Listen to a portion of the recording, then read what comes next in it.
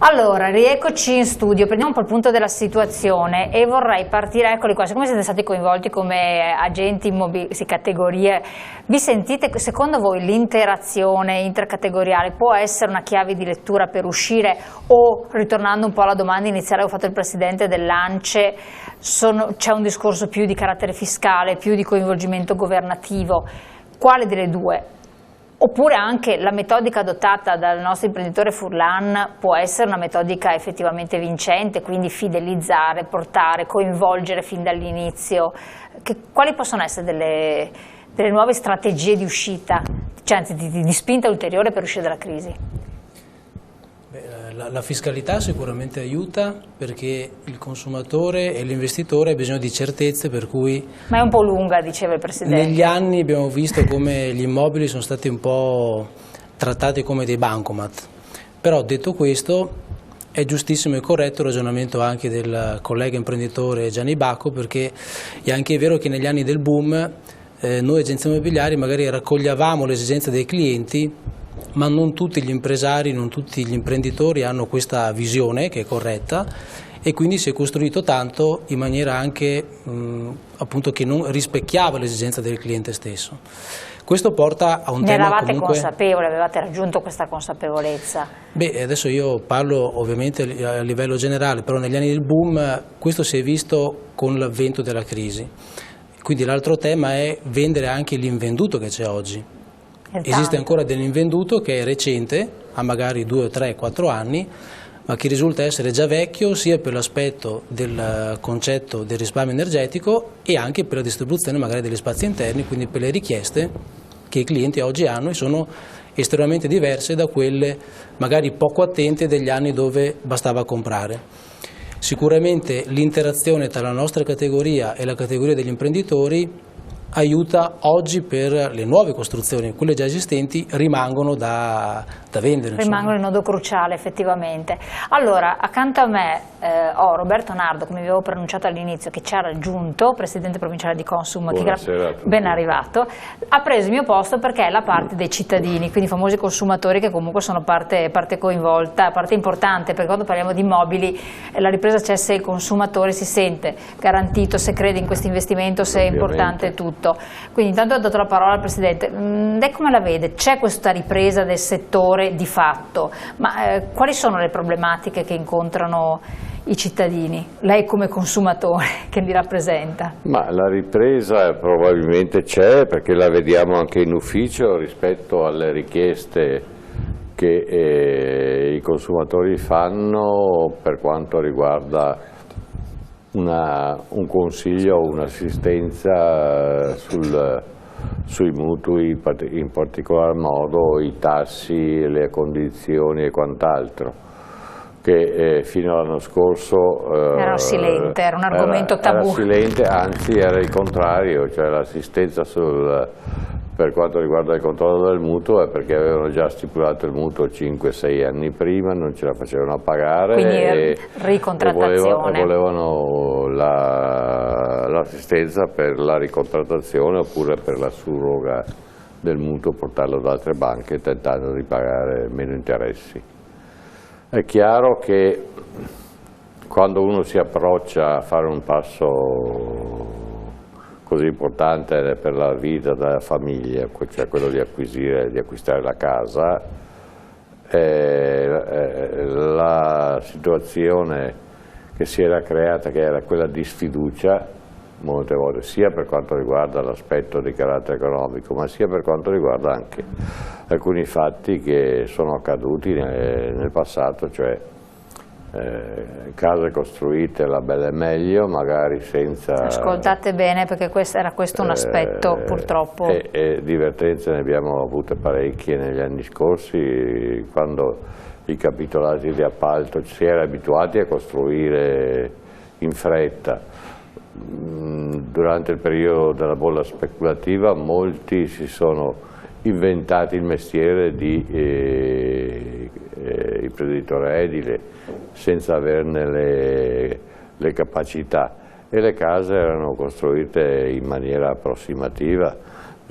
Mi ricordo un complesso residenziale in provincia di Padova il capitolato di appalto recitava che le pareti interne,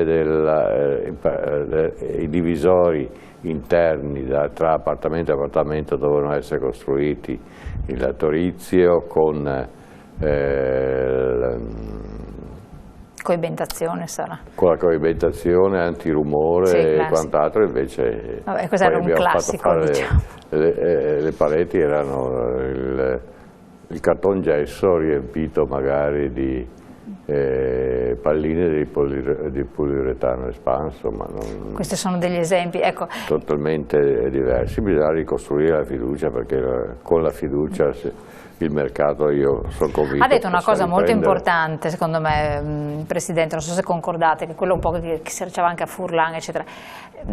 La fiducia, richiedo a lei Presidente, perché lei rappresenta studenti costruttori, dopo sentiamo anche, infatti, è un aspetto che è venuto veramente a mancare tantissimo, come per carità c'è il problema adesso con le banche, non lo affrontiamo in questa sede, però è stato anche quello che l'aspetto fondamentale della fiducia, ma è stato toccato da più persone nei loro interventi, è proprio sul fatto che non erano costruttori. Mi permetto di dire che queste persone che hanno costruito questi immobili spesso in maniera approssimativa, si è detto, senza regole, con capitolati fatti male, sono figli di quel momento di euforia e di vendita che comunque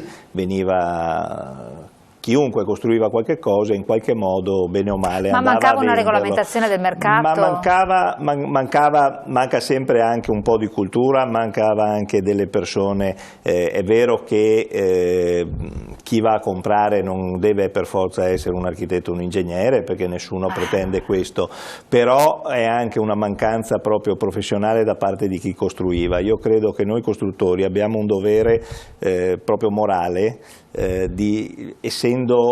diamo un prodotto che è un prodotto che deve durare, diciamo, per tutta la vita. Ha detto dovere morale, parole sacrosante. Per forza, perché noi dobbiamo, incidiamo sulla vita di un cittadino, c'è poco da fare. Noi diamo un bene che va al di là del mero costo. Oltretutto avremmo anche una responsabilità decennale di ciò che si costruisce, e per cui è anche nostro interesse costruire bene, onde evitare di avere...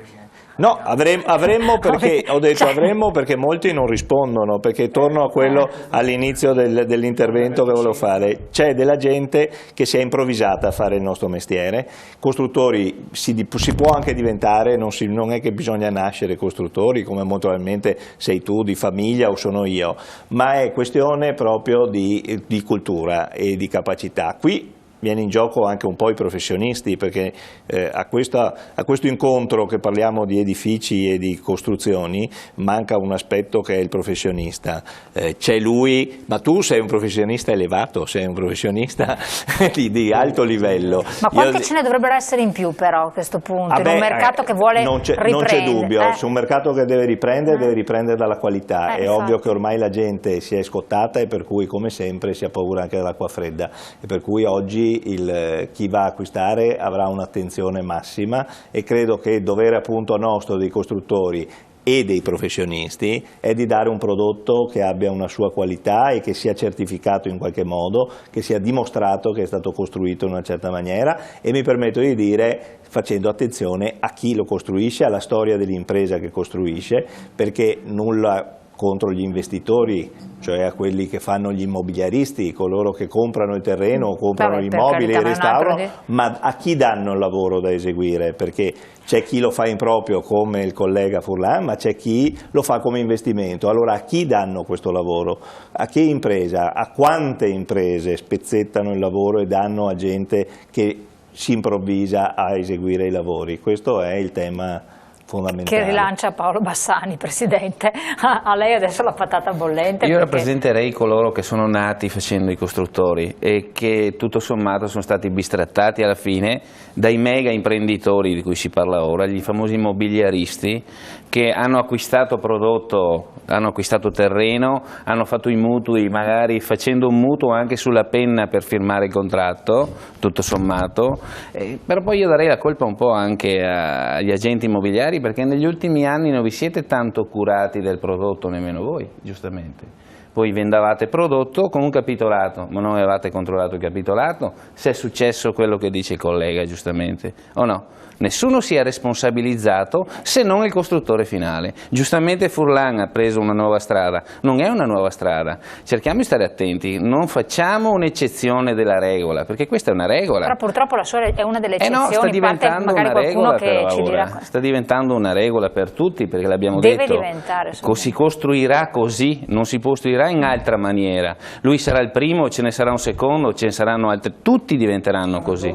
Ha perfettamente ragione, perché lui sta parlando di filiera. E la filiera non può essere una colpa, una responsabilità o un merito di qualcuno, perché altrimenti non è una filiera, perché se conosci l'uomo giusto sei fortunato, se perdi il filo sei fregato. Sì, allora, siccome è bello entrare in questo modo nel vivo della riunione, è giusto, perché è andato un momento, gli agenti immobiliari hanno fatto in modo spesso e volentieri, e io sono un agente immobiliare, parlo della mia categoria, qui ci sono gli rappresentanti dell'associazione a cui anch'io appartengo, ma io parlo da imprenditore, e spesse volte si è visto il cittadino in estrema difficoltà perché, non sapendo che magari si poteva rivolgere all'associazione dei consumatori, perché non tutti hanno il coraggio di prendere e andare, si vedono solo disperati perché non hanno la casa secondo le promesse, ma spesso e volentieri l'agente immobiliare non si è calato nella comprensione di un capitolato, di un computo metrico, non ha distinto di che tipo di intonaco, parlo di cose tecniche, ma